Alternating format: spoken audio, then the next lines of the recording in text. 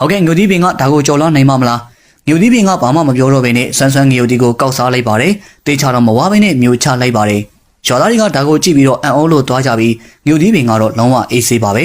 ရေတလို့တောက်ပြီးတော့ဒုတိယတစ်ခုထပ်ပြီးတော့စားပြန်ပါတယ်မစားခင်မှာလေဒါအတုမဟုတ်ဘူးမလားလို့မေးပါတယ်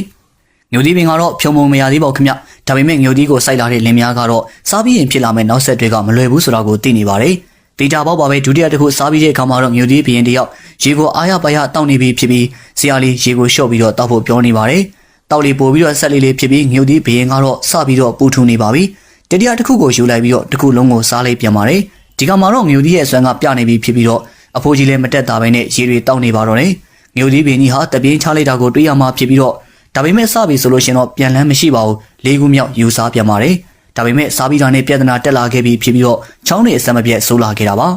ညမလေးလောက်နေတာတော့မှမတက်တာသေးပဲနဲ့ရိုးရဲ့ဝန်ထမ်းတယောက်ကတော့လူနာတင်ကားပေါ်ကိုခေါ်သွားပေးလိုက်ပါတယ်နှလုံးခုံလုံးက200ကျော်နေခဲ့ပါပြီတိတ်မကြပါဘူးပြန်ပြီးတော့အစင်ပြေသွားတဲ့အခါမှာဆက်စားဖို့အတွက်ဆုံးဖြတ်ပြန်ပါတယ်သူကတော့ခုနကရေသီးသွားတာဆိုပြီးတော့မှဘူးခံငင်းနေပါတယ်ဒီဖိုးကြီးကတော့တိတ်ခါလုံးဝအကြမခံမနဲ့သူ့ကိုယ်သူတက်တည်ပြဖို့အတွက်ငိုသီးပင်ဟာနှစ်ခုကိုတပြိုင်နက်တည်းစားပြလိုက်ပါတော့တယ်